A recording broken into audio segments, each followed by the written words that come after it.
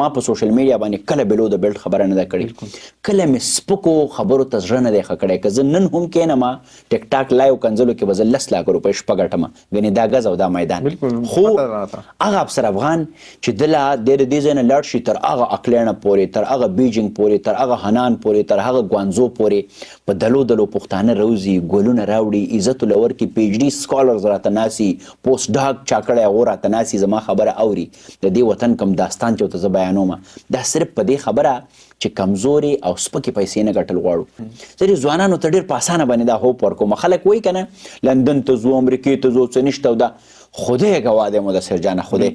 د زیرو نه مې شروع کړې ده. اوس راته هم یاد دي پلار به راله صرف 15,000 روپۍ رالیږلې د هاسټل فیس، د هغه 15,000 روپو نه شروع شویم او داسې وختونه راغلي دي چې 15 لکه روپۍ مې صرف د 2 غنټو اخیستې دي. دا د دې سوشل میډیا برکت دی. پښتون سړي به کله بې پښتو کار نه کوو. اوس خلک په ټیک ټاک لایو کې کنزل کوي، سپکې ناکارې، پښتونولي ختمه او سترګې ښکاره کوه او د وجود یوه حصه ښکاره کوه او بله ښکاره کوه. یعنې د سوشل میډیا دغه غلط استعمال تمیز ختم کو، مشر کشر ختم کو، ریسپیکټ یې د منځه ویوړ، پښتو یې د منځ نه ویوړه. نو زه دا ګڼم چې سوشل میډیا بذات خود هیڅ غلط شی نه دی، خو د دې استعمال څوک څنګه کوي په دې باندې دا انحصار کوي. اکثر موږ لاړ شو پنجاب ته، خلک وایي تاسو پښتانه جاهلان یې، دې کې به شک نه، خو موږ خو جاهلان ساتلی شوي وو که نه. زما زمرود ته ماله راکه، زما کویله ته ماله راکه، زما چلغوزی ته ماله راکه، زما وسایل ته خو ما ته وایي دا تا ته په جهیز کې میلاو دي که په څه کې میلاو. هغه چې غني خان بابا وایي چې زما وطنه د لالونو خزانې زما، دا عامه خبره نه ده، خو په دې موږ پښتانه چېرته پوهېږو. موږ خو د عقل سره ډزې کړي دي، اسمان ته تک په عقل کېږي، موږ د عقل سره ډزې کړي دي. دا وطن په رښتیا معنا کې د لالونو خزانه ده او شتمنه پښتونخوا د خانزیب صاحب یو کتاب دی، په هغې کې واضحه ثابت کړي دي چې دلته څه پیدا کېږي، چې یو ځای کې خزانه خزانه لاندې په هغې کې ملغلرې هم وي او لالونه پکې ومي او هیرې پکې ومي او زمرود پکې ومي، او په دغه خزانه باندې له پاسه یو سړی د لوږې نه مري، یو سړي سره د علاج دپاره پیسې نه. ته سوچ کوه په دنیا کې یوازینی قوم هغه موږ وو چې په خزانه له پاسه پراته وو خو در په در خاورې په سر وو. نړۍ د دغه سوشل میډیا نه مثبت یوه ډېره لویه فایده واخیسته. نړۍ په ځان د اسمان د پرمختګ معراج ته ورسو، خو ما ورته نن هم یو بل ته کنځل، سپکې ناکارې، موږ چې یو څیز نه فایده الو نو اول په موږ یو بل وجلي، یو بل سپک کړي، د یو بل نه مو په جامې ویستي، د یو بل په بدنیته شوي او تنګ نظره شوي. نو دا پښتانه که د ارګنایز کړه،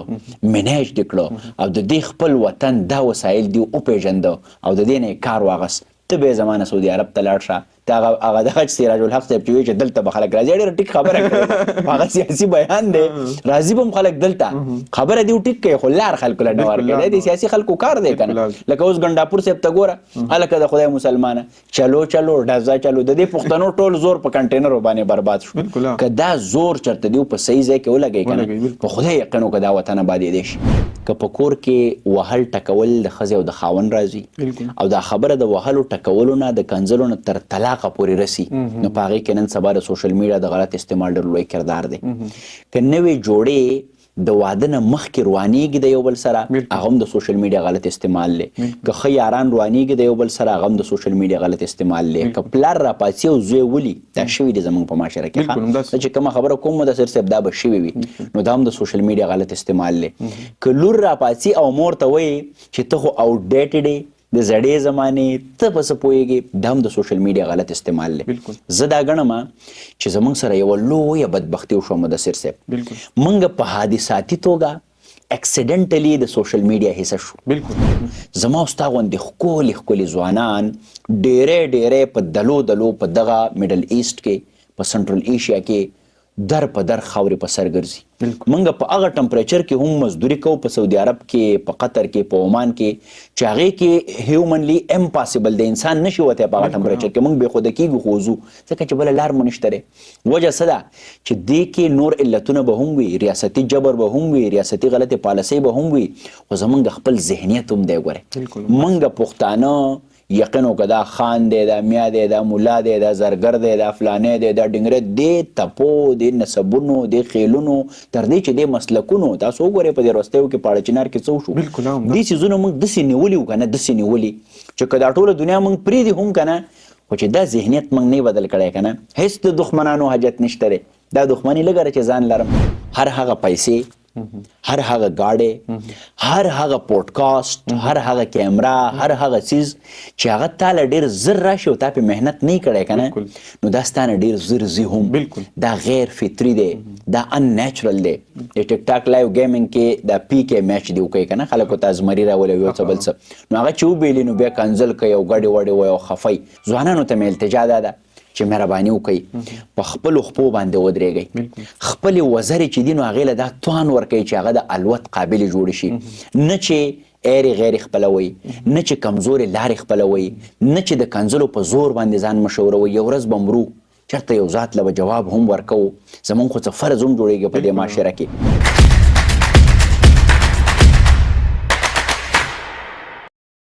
د ډار په ښار کې به باغي باغي لهجه مکم، زه به قیسه وکم داسې چې قیسه مکم، او تا په ازغنه لار د درد یره خوره کړه لاړې، زه به نرهله یم چې دلته حوصله مکم. دا د پښتون پودکاسټ 9م اپیسوډ دی چې په دې کې موږ سره یو ډیر ګران او یو خوږ میلمه دی چې تاسو ټول یې پیژنئ، افسر افغان صاحب. افسر افغان صاحب تاسو ته په پښتون پودکاسټ کې هرکلی وایم. مدثر عبدالله صاحب ستاسو د پوره ټیم ډیره زیاته مننه کومه. یو چې پودکاسټ چې وبې دا نوم پښتون شي نو دا بیا بالکل داسې هغه وایي داسې راخیږي د غرونو له جماله خوشبو. هر سړی دا وایي چې ماله خوشبو ماله خوشبو، او لازم ملزوم یو کله کله داسې سوچ کومه تا له ګلاب نامه په کار وګوله ماله خوشبو. نو خبره دا ده چې ډېر خوند یې وکړو په پښتون پودکاسټ کې. زما راتګ خوشحاله یم چې زه دغلته ناست یم. افسر افغان صاحب که موږ نن وګورو نو اوسني ځوانان د شپې کامیابي غواړي. نو افسر افغان صاحب چې دې مقام ته را رسېدلی دی، آیا دوی څونه خواري څونه سټرګل دی کړی دی؟ مدثر جانه ډېره بنیادي پوښتنه دی، ډېره ړومبۍ وکړه. نو دا ښه ده که خبرې ډېرې شي نو دا پوښتنه دی اول کړې ده. اباسین صاحب وایي چې هر څوک زما په شانې نه وي چې به زیار وباسي، خلک پښتو مختو په تندر ولې کار وباسي، او دیو هر منزل ته په لنډو د رسېدو قایل دي، پښتانه ځکه په سمسور پټي کې لار وباسي. حقیقت دا دی، حقیقت چې دغه زغل په تلي کې شړشم زرغونول، شپه په شپه باندې کرپتي جوړېده، دې زمونږ یوه لویه آبادي نفسیاتي بیماره کړه. او دا زه نه وایم، دا د پاکستان د پارلمان نه په دې وروستیو کې باقاعده یو رپورټ شایع شوی دی چې په پاکستان کې خواوشا 90% ځوان کل پیغلې او ځوانان هغه د نفسیاتي بیمارو سره مخ دي. نفسیاتي بیماری دا نه ده چې ته به یې کټ پورې تړلی یا ته به یې چېرته په جیل کې بند کړی. نفسیاتي بیماری دا هم ده چې په تا کې ډېر لوی مصنوعیت راشي ستا په لفظونو کې، ستا په ناسته ولاړه کې. ته ګوره هر ځوان چې رسټورنټ ته لاړ شي، زما غونې چېرته په کال کې به یې فلیټر لیدلی او 800 ویډیوګانې ترې وکړي ټیک ټاک او ریلز، او خلکو ته دا ښایي چې دا جوړې زاره شپه خورمه. چېرته د چا ښه گاډی بیا موني نو هغې ته کښېني نو زمونږ غونې چل ورلم نه ورځي چې فرسټ ګیر څنګه لګي او سیکنډ څنګه لګي، خو د هغې ټیک ټاک به جوړ کړي. یو دا نفسیاتي بیماری دي. نفسیاتي بیماری هر هغه چیز ته وایي چې ته څه نه یو تا هغه ځان خلکو ته ښیې. د دې په شا باندې یو علت مدثر جانه، یو کاز یا یوه وجه دا ده چې منګه شپه په شپه باندې ډېر برت لغواړو. دا د نیچر، د فطرت، د قدرت، د الله، د پښتو، د ساينس، د اسلام، د دین د ټولو اصولو خلاف دی چې تا په ځان کار نه کړی او ته وایې چې زه یو ځای ته ورسمه. هغه وایي چې زور دی په نرمۍ کې د سختۍ نه ډېر، لار په غره کې وباسي پستې اوبه. دا پستې اوبه چې د لارې نه را روانې شي که نه، نو دې نرمۍ کې ډېر لوی زور یې د دې په دې سفر کې، په دې زغل کې، په دې راتګ کې. زه به دې ټولو ملګرو ته التجا کوم چې مهرباني وکړئ، که سسټینیبلټي غواړئ، مستقل مزاجه پرمختګ غواړئ، په ځان باندې کار وکړئ. نو ته چې به دې ځای ته ورسېږې که نه، د دنیا یو طاقت هم بې تا نشي راغورځولی.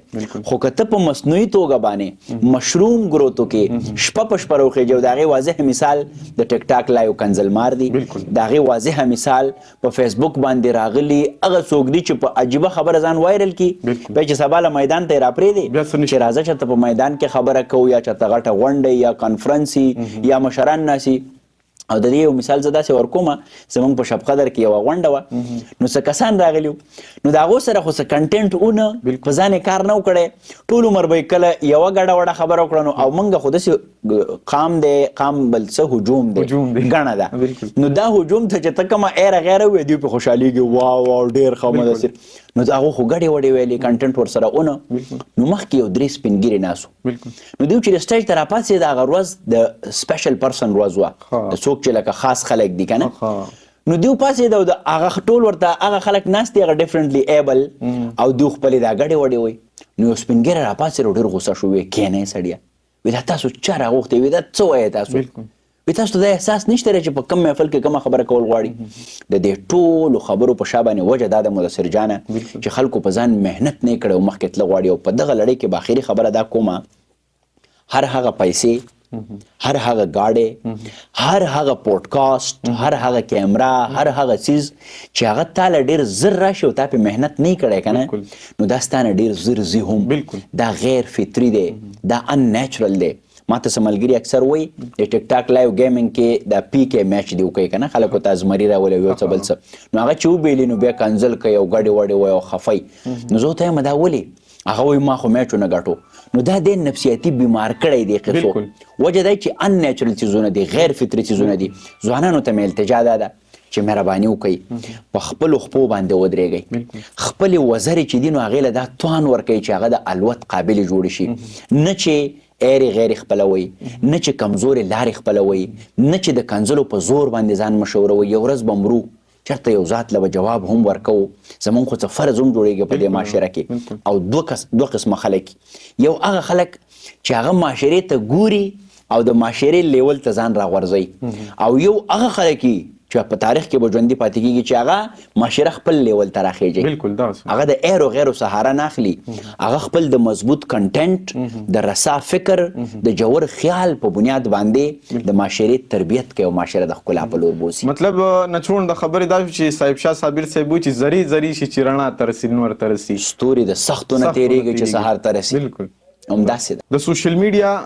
په غلط استعمال په پښتنه معاشره باندې څه اثرات دي؟ مدثر جانه په نن دور کې تر ټولو لوی خطرناک اثرات هم دغه سوشل میډیا د غلط استعمال دي زموږ په معاشره باندې. بالکل. زه به درته د دې نه خبره شروع کړم که په کور کې وهل ټکول د ښځې او د خاوند راځي او دا خبره د وهلو ټکولو نه د کنځلو نه تر طلاقه پورې رسي نو په هغې کې نن سبا د سوشل میډیا د غلط استعمال ډېر لوی کردار دی. که نوې جوړې د واده نه مخکې روانېږي د یو بل سره هغه هم د سوشل میډیا غلط استعمال دی. که ښه یاران روانېږي د یو بل سره هغه هم د سوشل میډیا غلط استعمال دی. که پلار راپاڅي او زوی ولي دا شوي دي زموږ په معاشره کې چې کومه خبره کوم مدثر صاحب دا به شوي وي نو دا هم د سوشل میډیا غلط استعمال دی. که لور راپاڅي او مور ته وایي چې ته خو آوټ ډیټډ د زړې زمانې ته په څه پوهېږې دا هم د سوشل میډیا غلط استعمال دی. زه دا ګڼم چې زموږ سره یوه لویه بدبختي وشوه مدثر صاحب موږ په حادثاتي توګه اکسیډنټلی د سوشل میډیا حصه شو. دې ته ګلوبل ویلیج وایي دې دنیا ته موږ ته دا پته نه وه چې دا دنیا ګلوبل ویلیج به څنګه شي لکه چونکې موږ په دې ټرمینالوجي نه وپوهه نو هغه تاسو به پخوا که اته په 400 کې به حجرې وي نو خلکو ته به معلومې وي دا د مدثر حجره ده دا د امل ولی خان حجره ده دا د فلانی دا ډنګري نو دا پورا سوشل میډیا دا کار وکړو چې دا پوره دنیا یوه حجره کړه. ته اوس ګوره په امریکا کې هم تر پښتون نه خبرېږي په لندن کې دې ته ګلوبل ویلیج وایي. موږ ته دا پته نه وه چې د ګلوبل ویلیج یو خطرناک خړوب سیلاب به راځي او دا به موږ داسې ډوبوي چې اوبه به تر ورخه ځي او زموږ پوزې او سپېږمو ته به رارسي. د سوشل میډیا غلط استعمال موږ دې ځای ته ورسولو. ته وګوره دغه وروستیو کې چې دا ویډیو لیک شروع شو یعنې زما روح بوږنېږي که نه مدثر جانه چې کومه پښتنه وینئ که نه دې ته مړ کا کربونه روپیو ته وښیه خو دې سپک کار نشي کولی. بای ډیفالټ پښتانه داسې جوړ دي جوړ پښتون سړی تاسو وګورئ موږ به وایو چې زما تا سره پښتو ده د پښتو د وجې نه درلرم بې پښتو کار دی وکړو دا پښتو دا صرف د ژبې نوم خو نه دی د دې په شا باندې یو ډېره لویه لاره ده. پښتون سړي به کله بې پښتو کار نه کوو. اوس خلک په ټیک ټاک لایو کې کنزل کوي سپکې ناکارې پښتونولي ختمه او سترګې ښکاره کوه او د وجود یوه حصه ښکاره کوه بله ښکاره کوه یعنې د سوشل میډیا دغه غلط استعمال تمیز ختم کو مشر کشر ختم کو ریسپیکټ یې د منځه ویوړ پښتو یې د منځ نه ویوړه. نو زه دا ګڼم چې سوشل میډیا بذات خود هیڅ غلط شی نه دی خو د دې استعمال څوک څنګه کوي په دې باندې دا انحصار کوي.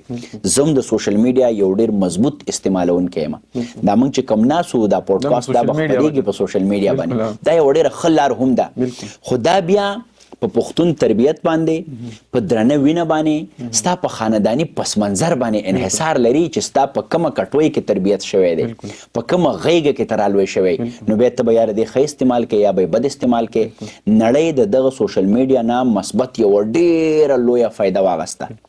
نړۍ په ځان د اسمان د پرمختګ معراج ته ورسو خو ما ته نن هم یو بل تکنزل سپکې ناکارې د دنیا جهان غورځېدلي کارونه چې په دنیا کې په یو ګوټ کې نه دي شوي په دې پښتنه منطقه د سوشل میډیا په غلط استعمال ما او تا او زمونږ کشرانې کوي. افسر افغان صاحب موږ د سوشل میډیا یا زموږ ځوانان د سوشل میډیا نه کومې فایدې اخیستی شي؟ ډېرې زیاتې فایدې تر ټولو لویه فایده د افسر افغان چې نن ناست دی که نه ساده خبره ده ساده هغه وایي چې تک زیړ شي غونډ منډ شي نو نارنج شي د سوشل میډیا دا ټولې فایدې چې راغونډې کې که نه زه چې نن افسر افغان یم زه دا ډېر په دعوې سره وایم ما د خیبر پښتونخوا چې څومره ټلویزیونز دي د افغانستان د شمشاد ټي وي نه والا ژوندون بیا دغسې دخوا خیبر ټي وي بیا هم پښتو ون بیا مشرق او داسې پسې ځه بیا ریډیو پاکستان پښتونخوا ریډیو دلبر ریډیو داسې تهذیب ریډیو میزان ریډیو دې ټولو سره مې کار کړی دی خو زه چې څه شي افسر افغان کړم که نه دا به زه د مارک زوکربرګ هم شکریا ادا کوم چې د فیسبوک موجد دی دا زه د سوشل میډیا افسر افغان کړی یم دغسې یوټیوب د دې نه ډېرې لویې فایدې ښه درنې او ښکلې پیسې مې ترې وګټلې زه نن دا هم ډېر برملا ستا په پوډکاسټ کې په لومبي ځل باندې وایم موږ د شانګلې د لیلوڼۍ میاګانو د پلار نیکه بلها جایدادونه دي خو د هغه جایداد نه نیغ په نیغه ما ته هیڅ قسمه فایده نشته دی ما سوای د دې نه چې لاړ شم جوار ته وخورم غنم ته وخورم املوکان ته وخورم نور څه غوزان موزان پکې شوي هغه وخورو باقي دا کم افسر افغان چې ته یې نه که نه زه دې ځوانانو ته ډېر په اسانه باندې دا هوپ ورکوم خلک وایي که نه لندن ته ځو امریکې ته ځو څه نشته او دا خدای گواه دی مدثر جانه خدای د زیرو نه مې شروع کړې ده اوس راته هم یاد دي پلار به راله صرف 15,000 روپۍ رالیږلې د هاسټل فیس د هغه 15,000 روپو نه شروع شوی یم او داسې وختونه راغلي دي چې 15 لکه روپۍ مې صرف د 2 غنټو اخیستې دي دا د دې سوشل میډیا برکت دی فیس ویلیو مې جوړه کړې ده اشتهارات کومه مارکیټینګ کومه دغسې زما د ایډسن نه ماته پیسې راځي دغسې زما د فیسبوک نه ماته پیسې راځي او بیا هم د دې په وجه باندې زما ورک جوړ شوی دی نه یوازې په پاکستان کې ورلډ وایډ چې په پښتون ډایسپورا کې چرته لوی پروګرام هوسټ کیږي نو مدثر جان ستا په دعا باندې دا خرسره د شانګلې دا کیتی پیتی عجز به د نیوزیلند پاکلند کې هم ولاړي دی به په امریکا کې هم ولاړي دی به په بیجینګ کې هم ولاړي دی به په تایلند کې هم ولاړي this is because of the good use of social media ما په سوشل میډیا باندې کله بلو د بیلټ خبره نه ده کړې کله مې سپکو خبرو ته زړه نه دی ښه کړی که زه نن هم کښېنم ټیک ټاک لایو کنځلو کې به زه 10 لک روپۍ شپه ګټم ګنې دا ګز او دا میدان خو هغه افسر افغان چې دله د دې ځای نه لاړ شي تر هغه اکلینه پورې تر هغه بیجینګ پورې تر هغه هنان پورې تر هغه ګوانزو پورې په دلو دلو پښتانه روزي ګلونه راوړي عزت لور کې پی ایچ ډي سکالرز راته ناسي پوسټ ډاک چا کړی هغو راته ناسي زما خبره اوري د دې وطن کم داستان چې ورته زه بیانوم دا صرف په دې خبره چې کمزوري او سپکې پیسې نه ګټل غواړو نو د سوشل میډیا نه په اسان ډول باندې ښه کاروبار پې کولی شي طاهر خان څوک دی ټي کې آر زمونږ ډېر نږدې ملګری دی د دې بټخیلې دی او ډېر سیلف میډ سړی دی ډېر خواري کخ عاجز غوندې و سعودي عرب کې و هلته سخته مزدوري کړې ها دې سوشل میډیا هغه ټي کې آر کو او دغسې پسې ورځه ښه بزنسز ټول راغلي دي سوشل میډیا ته خو کاش هغه چې رښتیا راځي دروغو کلي روان کړي موږ چې یو څیز نه فایده الو نو اول په موږ یو بل وجلي یو بل سپک کړي د یو بل نه مو په جامې ویستي د یو بل په بدنیته شوي او تنګ نظره شوي نو زه د ټولو ځوانانو په یغلو ته وایم دا سوشل میډیا نه زما د نیکه ده نه د بل چا د پلار ده نه د بل چا د تره ده زوکربرګ د خدای لري تاسو ګورئ که نه څومره کریټیو خلک دي نه مسلمان دی نه به یې چېرته ګیره پرېښي نه به 15 وخته په جومات کې ولاړي خو هغه ورلډ وایډ بزنس ورکړی دی جیک ما ورلډ وایډ بزنس ورکړی دی افسر افغان صاحب د کله نه چې قصب او قصبګر په پښتنه معاشره کې سپک شوي دي نو هغه پښتني معاشرې له څونه نقصان ورکو مدثر جانه بیا باسین صاحب وایي څوک چې د هنر کالی په کور لري سوال نه پیدا کیږي چې نه هر به وي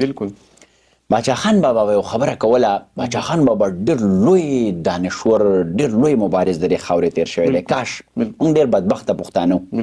په دې سوشل میډیا چې دا خو کم از کم موږ کولی چې د دې نه مو ځان خبر کړی چې باچا خان بابا څوک دی. په دې وروستیو کې یو ویډیو مې کته ډېر خوند یې راکړی. ماشوم یې نو هغه یو ماشوم یې ته وایي دا خوله به در وسوه، هغه ته ووایي باچا خان بابا ویلي چې خبره په خبرې حل کېږي. ډېر یو ښار چا چې کړی دی هغه هم ستایم، ډېر کریټیو کار یې کړی دی. که دا مشران موږ وپېژنده که نه ژوند نور هم ډېر اساني دی. چې باچا خان بابا یو ډېره واضح خبره به کوله، وی په دې ټولنه کې کسبګر ته دا که جولا دی که انګر دی که کولال دی که څوک هم دی او کسب کوي دله عزت ورکوي، دی په فیصله کې شریک کوي، د ده خبره واورئ. تاسو یقین په خدای وکړئ که نه، زه په دې وروستیو کې تللی وم فیصل آباد ته. زمونږ او ستاسو د دې یو ملک ځای دی. په فیصل آباد کې په هر دویم کور کې یوه غټه انډسټري لګېدلې وه. دلته موږ خپل کولال بې عزته کو، سپک مو کو، ومو رټو. هغه د هغه ځای نه د سټیلو د لوښو یوه غټه انډسټري جوړه شوه د فیصل آباد نه. دا د دې کولالۍ موډیفاید فارم دی. که دا کولال موږ دلته ستایلی وی، خو دلته به یوه غټه انډسټري جوړه وه. خپل جولا دلته موږ بې عزته کو د لمڅي په بنیاد باندې، نو د هغې نه هلته قالینونه جوړ شو، په دنیا کې هغه په ډالرو کې خرڅېږي. دلته موږ خپل انګر یا د ژوند سره تړلې هره شعبه تر دې پورې چې موږ د ټیکسټایل چا چې به دا جامې جوړولې، دا درزي یو څه بل څه، هغو ته موږ رښتیا خبره داره دروغ به نه په کم نظر ورته ګورو. د هغې نه د ټیکسټایل غټه انډسټري جوړه شوه. بیا د فیصل آباد او د پاکستان او د کراچۍ ټیکسټایل په دنیا کې لګیا دی، ایکسپورټ کیږي. دا به په دې خیبر پښتونخوا کې. اوس دا عامه خبره نه ده چې یو کسبګر ته بې عزته کړو، که نه ته دا خو عامه خبره، څه تاوان یې ونه کړو. خو یقین په خدای وکړه دې دومره لوی تاوان وکړو، دومره لوی تاوان که نه چې هغه موږ ویل چې دې زموږ پختۍ ماتې کړې، دې زموږ د ملا تیر مات کو. زما او ستا غوندې ښکلي ښکلي ځوانان ډېری په دلو په دغه میډل ایسټ کې، په سنټرل ایشیا کې در په در خاورې په سر ګرځي. موږ په هغه ټمپریچر کې هم مزدوري کوو، په سعودي عرب کې، په قطر کې، په عمان کې، چې هغې کې هیومنلی امپاسبل د انسان نشي وتی په هغه ټمپریچر کې. موږ بې خوده کېږو خو وځو، ځکه چې بله لار مو نشته دی. وجه څه ده چې دې کې نور علتونه به هم وي، ریاستي جبر به هم وي، ریاستي غلطې پالیسۍ به هم وي، خو زموږ خپل ذهنیت هم دی. ګورئ موږ پښتانه یقین وکړه دا خان دی، دا میا دی، دا مولا دی، دا زرګر دی، دا فلانی دی، دا ډنګره دی، تپو دی، نسبونو دی، خیلونو، تر دې چې دی مسلکونو. تاسو وګورئ په دې وروستیو کې په اړچنار کې څه وشو. دې څیزونه موږ داسې نیولي وو که نه، داسې نیولي چې که دا ټوله دنیا موږ پرېږدي هم که نه، خو چې دا ذهنیت موږ نه بدل کړی که نه، هېڅ د دښمنانو حاجت نشته دی. دا دښمني لږه چې ځان لرم. نو موږ د کسبګر ته د سپک نظر کتو دومره لوی تاوان موږ وکړو، دومره لوی تاوان که نه چې موږ په اقتصادي توګه په معاشي توګه باندې ښه نه شو. په دې وطن کې مجموعي اقتصاد نشته دی. ګورئ یو نیم سړی راکې ښه شي، خو هغه هم چې یا د اټک نه اخوا شي او یا چېرته ډېرې ځمکې ورسره پاتې وي د پخوا د پلار نیکه د ورنه، نو هغه ځمکه مکه خرڅه کړي. زما او ستا غوندې سیلف میډ سړی نه دی، د هغه به لاسونه تڼاکې کېږي، خپې به یې پولې کېږي، سرمن به یې په بله باندې اوړي، ایله به هغه چېرته په عمر په آخري ګیره به یې سپینی، په امسا به ټول لقېږي او ایله به یې ځان له یو کور چېرته جوړ کړی. وجه څه ده چې دلته کلچر او ماحول موږ تجارتي کړی نه دی، اقتصادي کړی نه دی. او د اقتصاد او د تجارت او د اکانومي تر ټولو بنیادي اکایي کسب دی، هنر دی. هغه وایي هنر زده که د کندو په سر کې رسه وخت به دې په کار شي. موږ هنرمند ډېر زیات سپک کو. نو کله چې ته د معاشرې بنیادي اکایي سپکه کې، حمزه بابا وایي چې بې بنیاده عمارت خو سمون مکه. نو موږ بنیاد صحیح نه دی ایښی، دا ټول انسانان دي. یقین په خدای وکړه زه کله کله سوچ کومه که په دې چاپ کې نه وی که نه، زما او ستا به یو بد حال و. که چا ګیره به دلته راغلی وه، ویښته به دلته و، روزه به کته وه، یو برید په چې کوم دی یو بره یو کته و. دا زمونږ د څڼې سترګې کولو تر ټولو لوی امانتګر. که چېرته انګر نه وی نو زما او ستا دا دروازې نه دي، دې ته به اوس هم هغه پردې پرتې وي، یا به ورته اول موږ اړم کړی یا څه. دا خو ښکلا جوړوي، دا خو تراشل کوي. او کسب هنر دا دومره ښکلی څیز دی که نه. هنرمند چې کوم څیز ته په کوم نظر ګوري، مدثر جانه ما ته او تا په زرو کالو کې په هغه زاویه نه شو کتی. دا زمونږ اسټیټکس یا جمالیات دي په دې خلکو کې. وایي چې یو ځای کې به داسې یو هنرمند تېرېده که نه، سنګ تراش و، دا ګټې به یې تراشلې، نو یو غټ کمر ولاړ و. نو ده به خپلو ملګرو ته وایي چې ډېر ښکلی اس ولاړ دی. هغو ته ویې لیونی که مازغه دې خرابوي او کمر دی.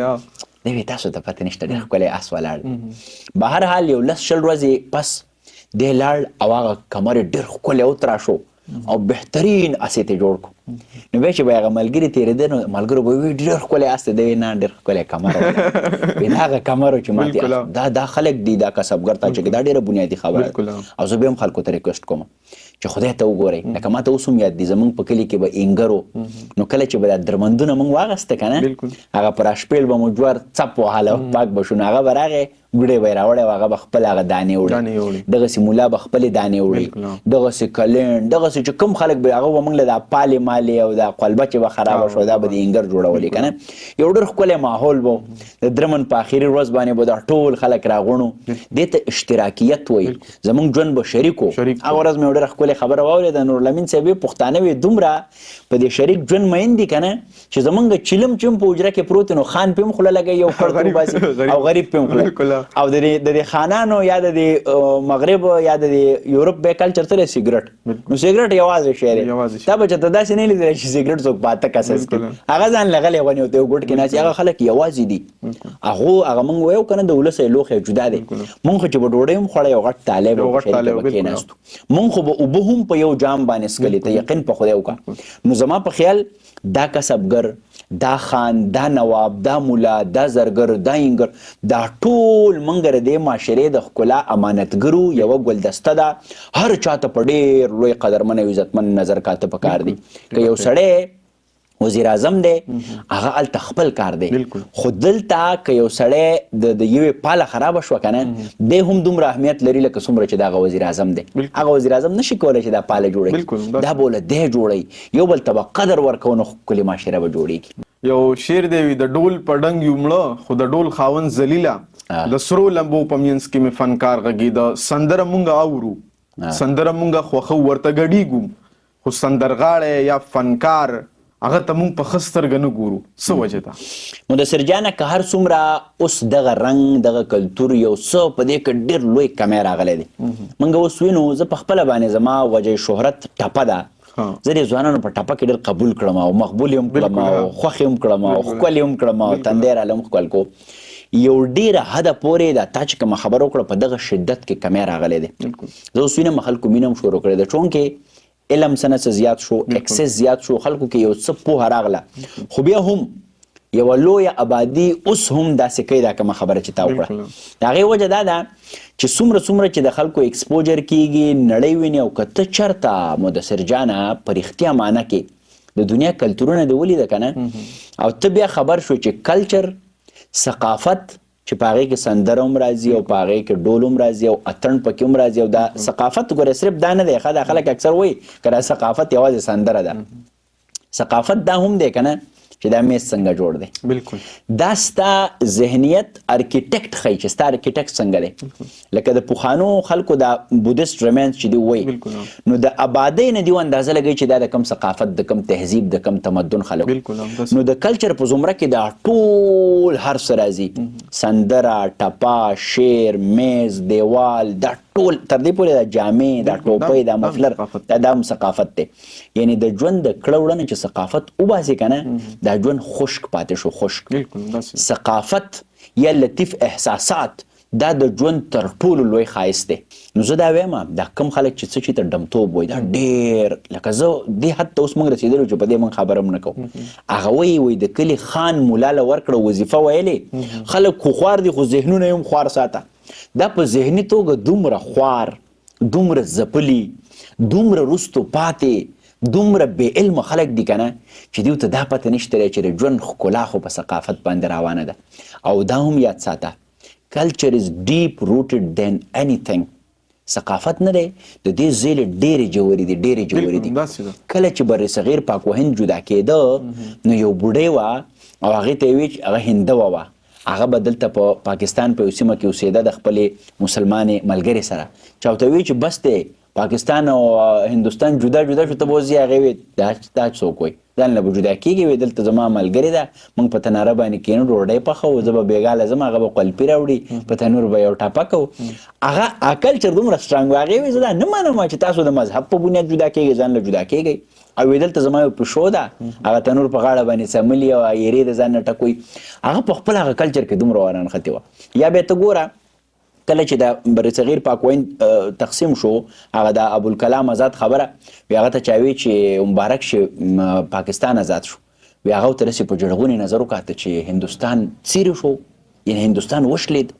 هغه په کلچر باندې دومره مینو باچا خان بابا یا د دیو ګوند خدای خدمتګاران چې اول خلاف ور دي تقسیم هغه وجم داوا چې زمونږ کلچر دومره پوخو کنه مونږ په زرګاو کالو یو ځای پاتې شو هندوانو مسلمان هیڅ مسله نه خدا دیو پکې یو چیز راوس انجینیر او سو کارل او ډزر او د مسلمانان د هندوان د تقسیم نه پس هم دلته موږ سره سیکان پاتې کېده هندوان پاتې کېده نو دا ثقافت چې دی کنه دا د قامونو دا د خیلونو ایون دا د مختلف مکاتب فکر د راټولولو تر ټولو ښکلی پړی دی لکه ته چې یو دلته یو د پیسو یو دغه کې دی یو ګټه که نه او بیا د هغې نه یوه ستاره تاو کې دا کلچر د هغې مثال دی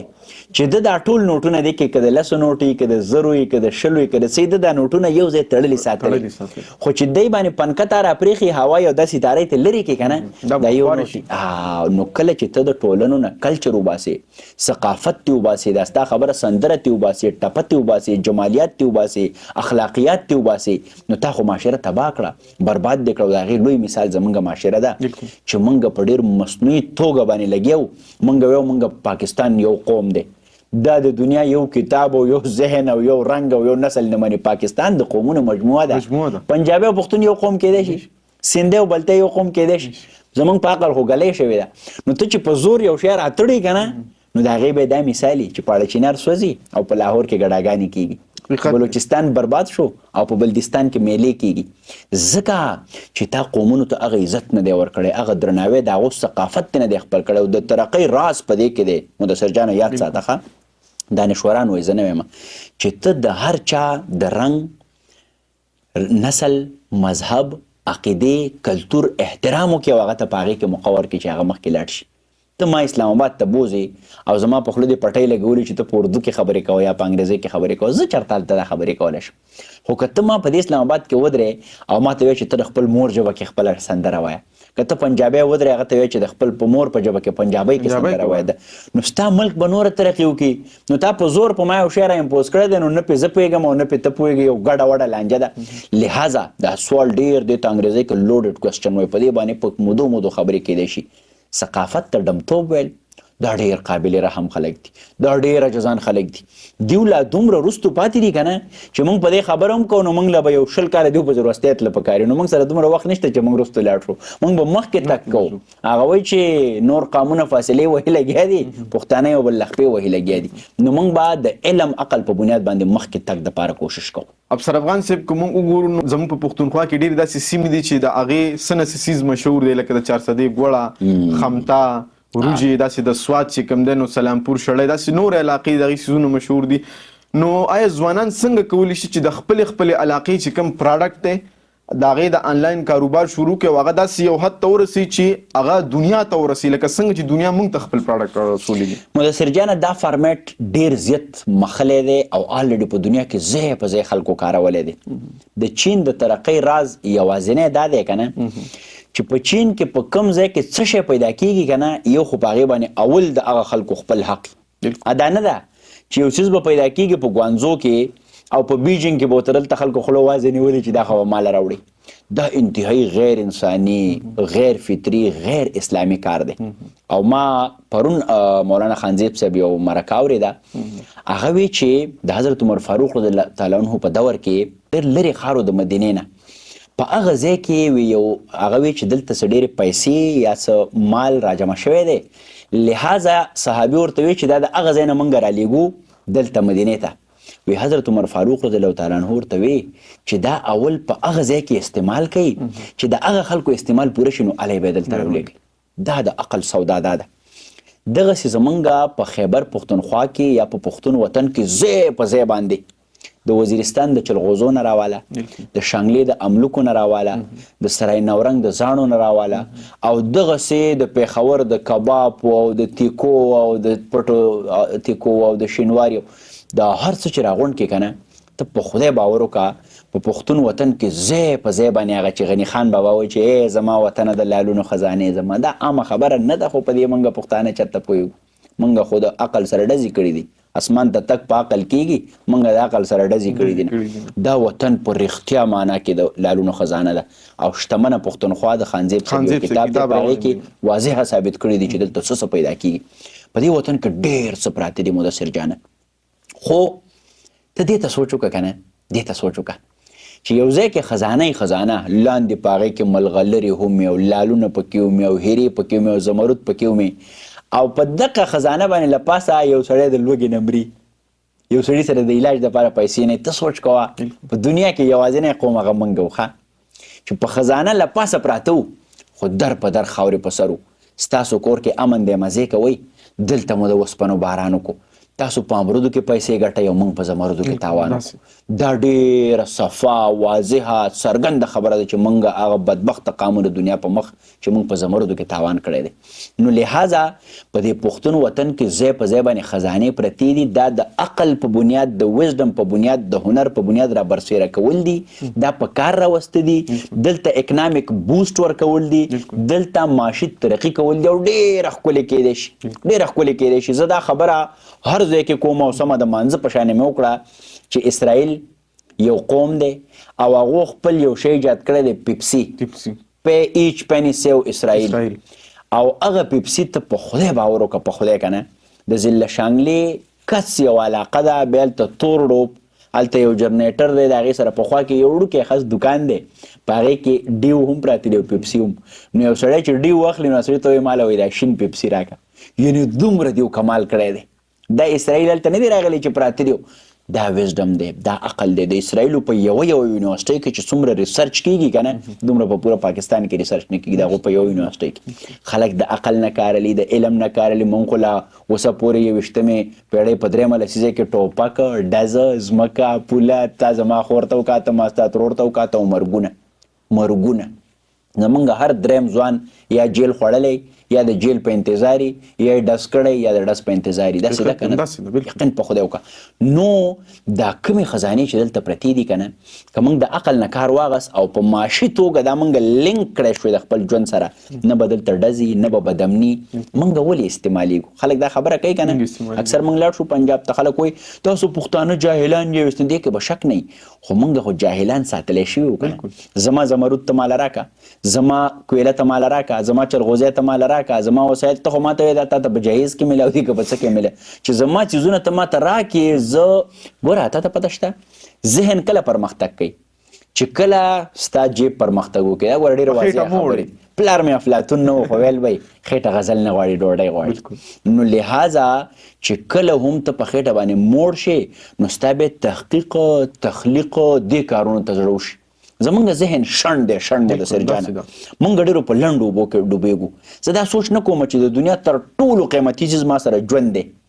مونږ ته دا ژوند دلته داسې ګپ ښکاري که نه دا مونږ چې ټوپک رالو په بل ډز کوو د دې مطلب دا دی چې مونږ دا تمام لرو چې دی په مام سبا ډز کولی شي نو مونږ ته د ژوند قیمت نه دی معلوم چې د ژوند قیمت معلوم شو نو بیا به په دې وطن کې روزګار وي دلته به معاش وي نو د دې خبرې مطلب مې دا دی رالنډوي او بیا یو ځل وایم چې ته د بلا بچی ما خو که د عبدالله بچی خو د بلا بچی داسې سوالونه دې راوړي دي چې په یو سوال باندې کتاب خبرې کېږي ولې دا عام سوالونه نه دي او د دې سره تا هغه وایي زړه مې د شګو شین کمر دی د بېلتانه باران یې رو نړوي نه ته زموږ زړه داسې راوکنې چې موږ به دغه شو ته وایې کیمرې له ټک ورکوو موږ ته به کیمرې غټې ساتې اخري خبره به دا کومه اخري خبره چې د دې وطن ډېر لوی وسایل دي خو د هغه وسایلو په بنیاد باندې په کار ده چې زموږ مسایل حل وي هغې نه موږ ته مسایل جوړ کړی شوي دي د دغه خړوب نه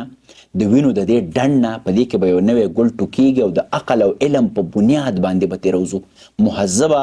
میدان ته به موږ ټوپک نه وړو د عقل په بنیاد باندې که موږ په صحیح توګه د ضلع شانګلې د سره املوک نه پرسیمن جاپاني پل یاره په خدای یقین کوو دا چې موږ صحیح مارکیټ کړو که نه زه دا وایم چې په شانګله کې زه دا په دعوې سره وایم د شانګلې دغه سره املوک حکومت د لږه ماته څه ګرانټ پرانټ راکړي او که ما وله په دې شانګله کې د 5,000 نه تر 10,000 پورې امپلایمنټ ورنکړو بیا دې ماته ووایي شانګله کې دا داسې کېږي د خدای په قدرت که نه لکه ته به وایې چې سم او بیا چاته وایه کاټن ډکوه او چاته وایه ډکې نالوه او چاته وایه قلم کوه او چاته وایه لاهور ته یې وړه او څوک د ټرک ډرایور کوي یقین په خدای وکړه لوی امپلایمنټ دی دا ویژن دی خو دا ویژن موږ سره نشته دی. په چین کې وړوکي ځای کې فیکټرۍ جوړې شوې دي، ټول به چې کوم دی 2 کناله ځای به په هغې کې به دومره ټماټر کېږي چې به د یو کلي کېږي او په یوه ځمکه باندې 8 پیرې هغه فصل کوي. موږ خو صرف جوارو او غنمو ته ناسو یو کال، هغه په یوه ځمکه باندې 8 پیرې فصل کوي او دنیا ته ایکسپورټ کوي. لہذا دې وطن کې خزانې دي، دې وطن کې نیچرل چیزونه دي، د دې وطن ځمکه خوږه ده، د دې وطن خاوره خوږه ده، د دې وطن فروټس خواږه دي. ته په دنیا کې هر ځای کې، یعنی ما په چین کې دومره مڼه هم لیدلې وه خو چې مې په غاښ کې خو که نه تا به وایې چې په بوسو کې چې کوم دی یو چک وامه او ته په خدای یقین کوه د دې وطن ته کومره غوښې مڼه دی یاره ته چې خورې وایې به چې د 400 ګوړه خورم. یقین په خدای کوه هغه هم هغه د کړي نه هغه توده رانه شي هغه چوړ والا هګنی چې پکې داسې ور ولړي ډېر ګرځېدلي وو، ډېر چې کوم دی پوګ مو ور ویشتی دی هغه ته. لہذا اخا ته دې ته ګوره د دې 400 ګوړه ته په خدای باور کوه که نه چې هغه اوسه پورې صرف هغه صابونۍ ده او مثالداره ده، هغې نه موږ څه بل څه شی جوړ نه کړو. او ته چې اوس هم لاړ شې د ګوړې ګاڼۍ ته یاره په داسې بد حال باندې یو بابا پکې لاسونه چاودلي، د چا پکې کمیس شلېدلی، که دا ته لږه موډیفای کړي، دې له د فیکټرۍ شکل ورکړي، د انډسټرۍ شکل ورکړي، ښکلي ځوانان ورته ودرې، ښکلی شرټ ورله ورکړي، ښکلی ډرس ورله ورکړي، پراپر یو طریقه شي.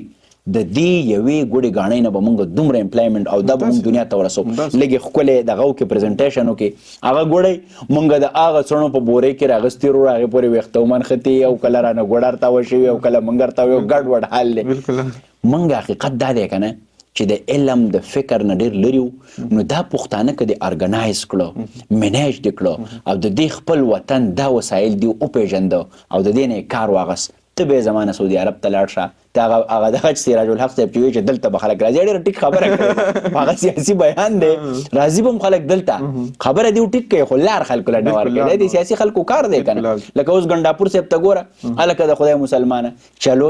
ډزه چلو، د دې پښتنو ټول زور په کنټینرو باندې برباد شو. که دا زور چېرته دې په صحیح ځای کې ولګوي که نه، په خدای یقین وکړه دا وطن ابادېدی شي. لکه زما په خیال اوس پکار ده چې احتجاج د هر چا یو جمهوري حق دی، خو دی خو وزیر اعلی دی، دله پکار و چې دلته یې کار کولی که نه. د ده غټ حق دا دی چې دله کومه ذمهوري ورکړی شوې ده، خدای به ترې هم تپوس کوي او دا خلک به ترې هم تپوس کوي چې هلکه ته په دې کې کار وکړه. نو غرض مې دا دی چې پښتانه ډیټریک دي، دا چینلایز نه دي، پښتانه د مسلې حل نه راځي. چې ته خبره شروع کړې 400 په ګوړه کار کو، دی به راته وایي نه د وزیرستان نه ګیس چې کوم دی نو هغه راوباسو، هلکه چې په څه شي دې وس رسي هلته کار شروع هغه وکړه. نو که موږ په ټریک باندې شو، چینلایز شو، هیڅ د مزدورو ضرورت نشته دی، هیڅ د خوارو ضرورت نشته دی. په دې وطن کې خزانې دی او دا به په کار راولو. دا یوه خبره